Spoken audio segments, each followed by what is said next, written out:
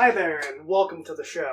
While I'm not back at full production capacity just yet, I do want to do something special for Halloween, and to that end, I put a call out on social media for everyone to send me a dumb, bad Halloween movie. And while you guys sent me a lot of good choices and I appreciated the effort, I made an executive decision when I came up with an idea of my own.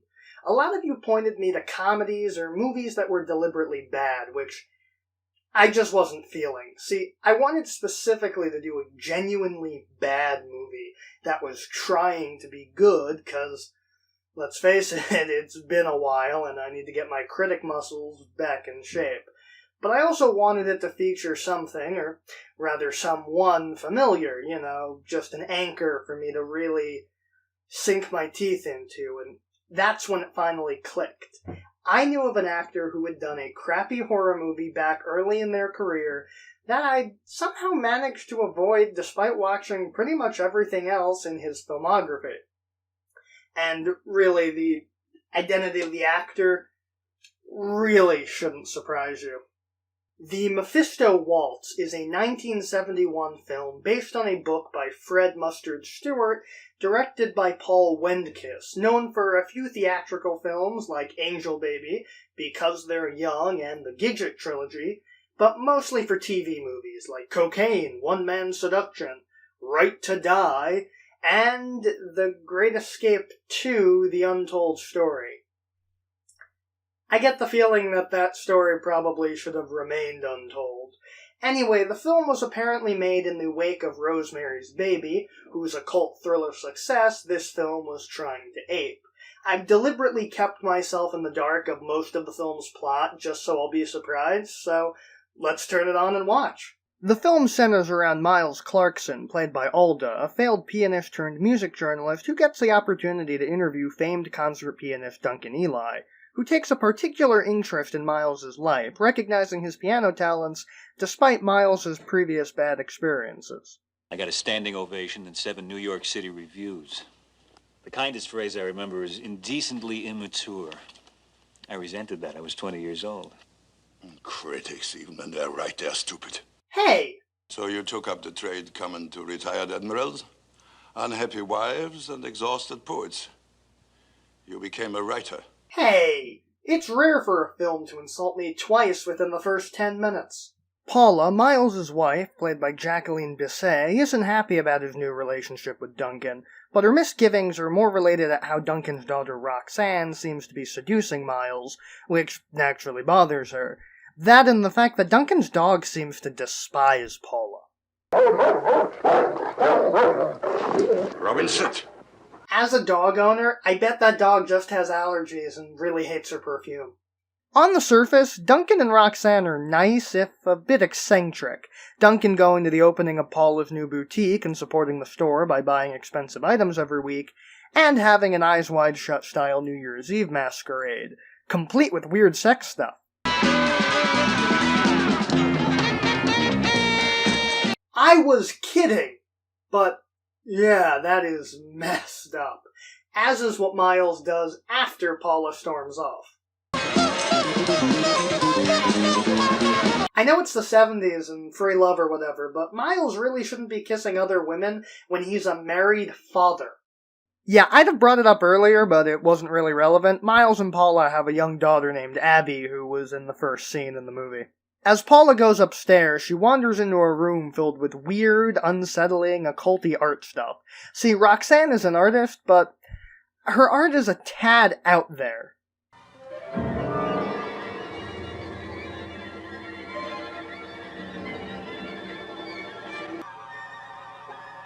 Reminds me of the janitor's squirrel army. Greg, may I run the meeting? And honestly, the Elis are a weird family, but I feel like Paula might be overreacting a bit. I mean, okay, weird art, incest at parties, and a mean dog, and, none of that's good, but compared to the stuff that happened to Rosemary Woodhouse, Duncan and Roxanne haven't done anything that bad yet.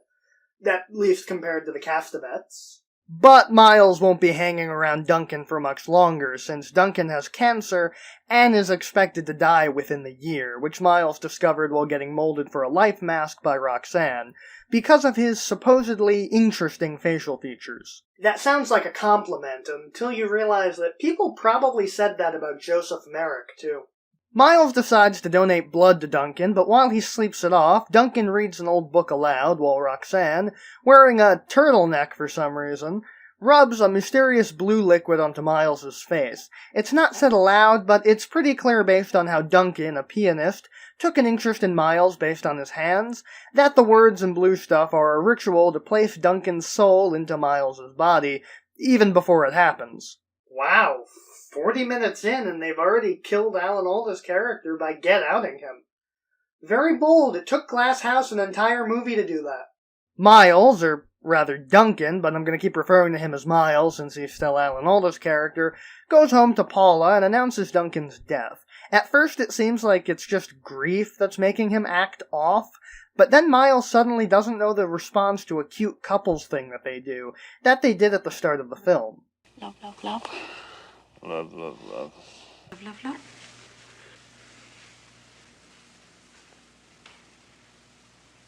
Don't be stubborn, say it.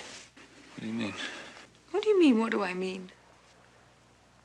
Duncan's funeral is appropriately sinister, although Roxanne does one thing right and pours one out for her homies.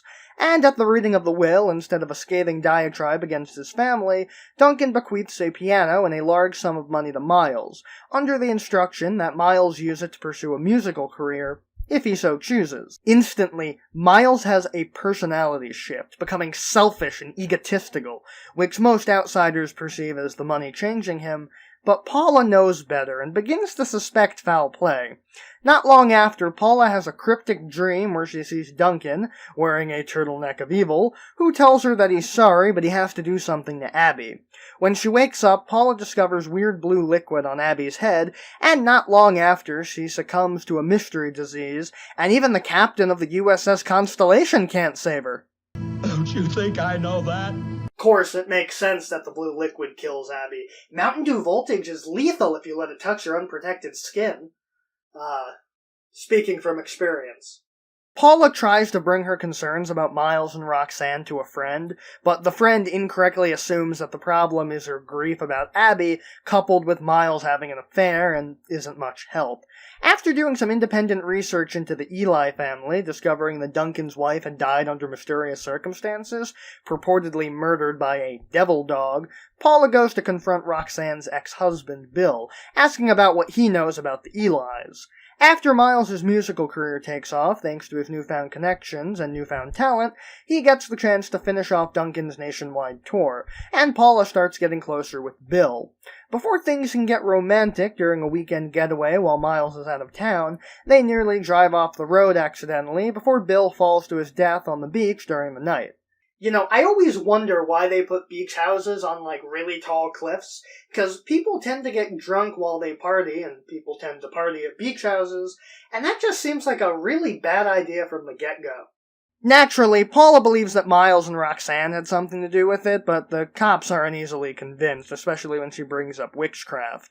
That, along with finding the Mountain Dew voltage on Bill's forehead and a note from Miles that explains that he was back in town shortly during the weekend, leaves no ambiguity for Paula, and she starts researching witchcraft. Paula has another dream where Miles, now wearing a turtleneck, clearly the evilest of shirts, attempts to put the blue liquid onto her forehead, but she manages to wipe it off in time to suffer no ill effects. She starts to study witchcraft herself, learns that the Elis made a deal with the devil to save Duncan's life, and picks it up rather quickly, and unrealistically, but that's another matter entirely, and she makes her own deal with the devil. Paula goes to confront Roxanne, and they get into a fight, but Paula manages to overcome Roxanne, and using the same witchcraft that transferred Duncan's soul into Miles's body, Paula transfers her own soul into Roxanne's body, and fakes a suicide in the bathtub. Her recent behavior, and all the witchcraft paraphernalia, leads everyone to assume that the grief of losing Abby, and Miles being unfaithful caused the suicide, and Paula takes over Roxanne's life, as Miles excitedly comes home to tell her the news of Paula's demise. They embrace as the film ends, as they wildly make out, because I guess it's okay that both of their loves, Miles and Roxanne, are lost in the ether and they're both making out with people they hate. So the Mephisto Waltz is not a great movie, but what went wrong specifically? For one thing, I think the movie is very confusing. I did a lot of research and read summaries of this movie, but I'm willing to bet I got one or two things wrong in the summary by sheer virtue of the film not making itself easy to understand. In fact, one of the most major pieces I used for research was a review of the film by none other than Roger Ebert, who had a lot of great points about the film. The most striking is that the Mephisto Waltz treats magic like a tool anyone can use instead of some forbidden power. And Roger Ebert had it right. The reason Rosemary's Baby works is because the magic is very ambiguous, and it's really a thriller with possible magic and a bunch of people essentially gaslighting Mia Farrow, eventually driving her insane. Figuring out whether or not magic is involved or if Rosemary is just going crazy is part of the fun. When the magic is explained too much, it stops being interesting. It's like the old adage, if you have to explain a joke, it's not funny. The idea that the Castevets are Satanists is more interesting than seeing them performing rituals. In this film, we clearly see a magical ritual when they get out Miles, which makes it less interesting because it removes an aspect of the mystery for the viewer. And in any horror movie, mystery is an important aspect of the story. I'm not a big fan of horror, but even I understand that.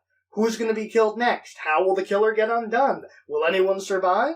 I know this isn't how to fix it, but I feel like that scene of Roxanne transferring Duncan's soul into Miles' body should have been cut, or at the very least heavily modified. It really undermines the suspense because we know precisely what happened to Miles. If he'd just been sitting by the bedside as Duncan died and muttered some weird foreign words as he passed out, it would have been a way stronger scene.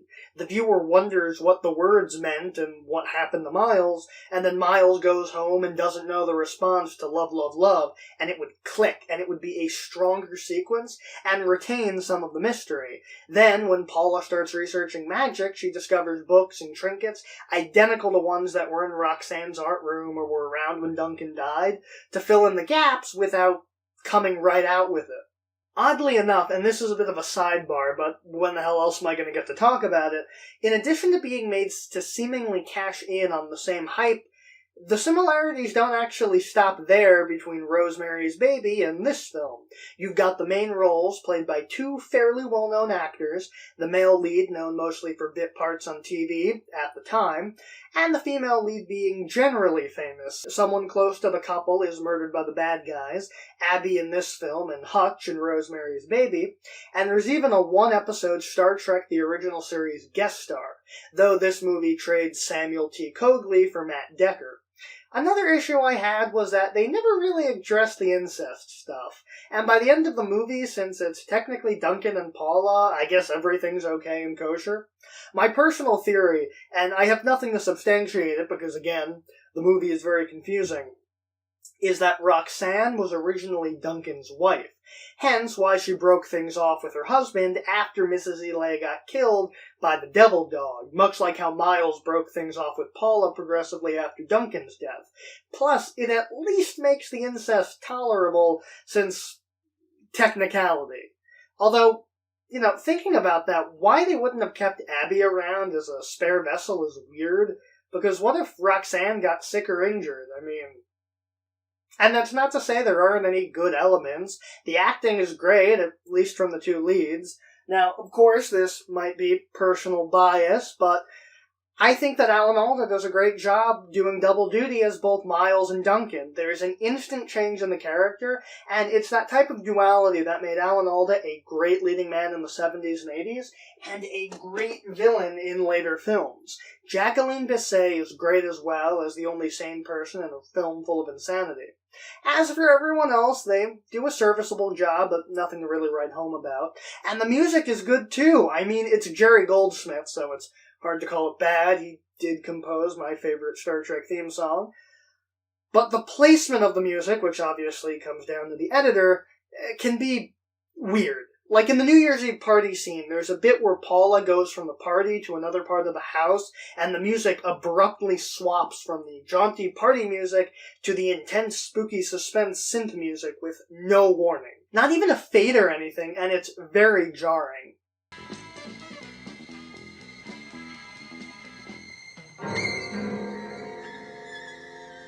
Ultimately, the Mephisto Waltz is the type of movie that I'm surprised was never done on Mystery Science Theater 3000, though I figure it's probably because licensing the Liszt music would probably have been too expensive to justify.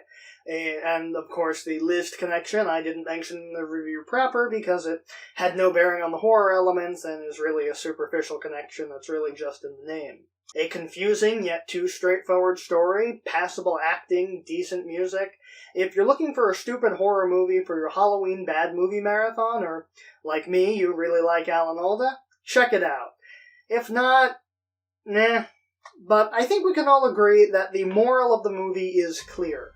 Don't wear turtlenecks. They're clearly the most evil of all the shirts. Wait a minute. Oh God, no.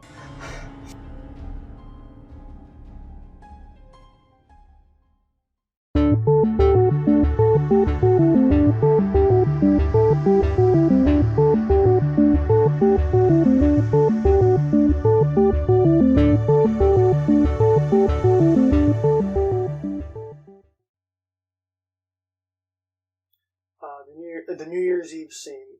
I'll go up to that, and then we'll switch into the turtleneck.